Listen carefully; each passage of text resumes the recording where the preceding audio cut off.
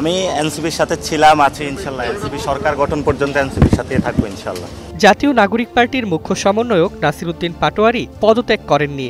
নিজ পদে থাকা এবং দলের সঙ্গে থাকার সংকল্প ব্যক্ত করে তিনি পদত্যাগের গুজবকে উড়িয়ে দিয়েছেন।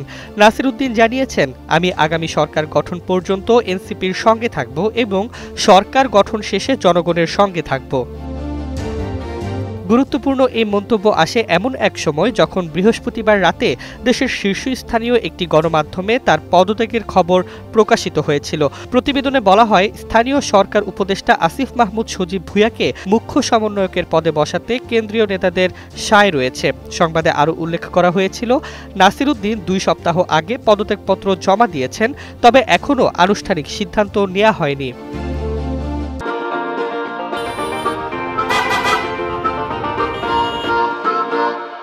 তবে এনসিপির দপ্তর সম্পাদক সালেহ উদ্দিন সিফাত স্পষ্ট করে জানিয়েছেন, নাসিরউদ্দিন পাটোয়ারি আমাদের সঙ্গে আছেন। তিনি কিছুদিন আগেও নির্বাচন কমিশনে দলের নিবন্ধন সংক্রান্ত দায়িত্ব পালন করেছেন এবং বিভিন্ন উইংয়ের দায়িত্বে রয়েছেন।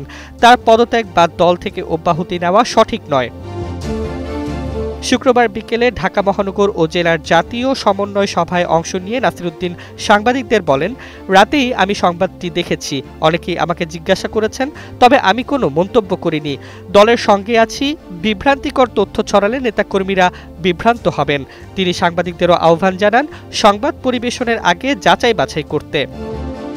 দলের অন্তর্বর্তী সময়ের এই উত্থান পতন এবং কেন্দ্রীয় নেতৃত্বের পরিকল্পনার মধ্যে দাঁড়িয়ে নাসিরউদ্দিন পাটোয়ারির অবস্থান এক ধরনের স্থিতিশীলতা এবং দলের সঙ্গে অটল থাকার প্রতীক হিসেবে দেখা হচ্ছে।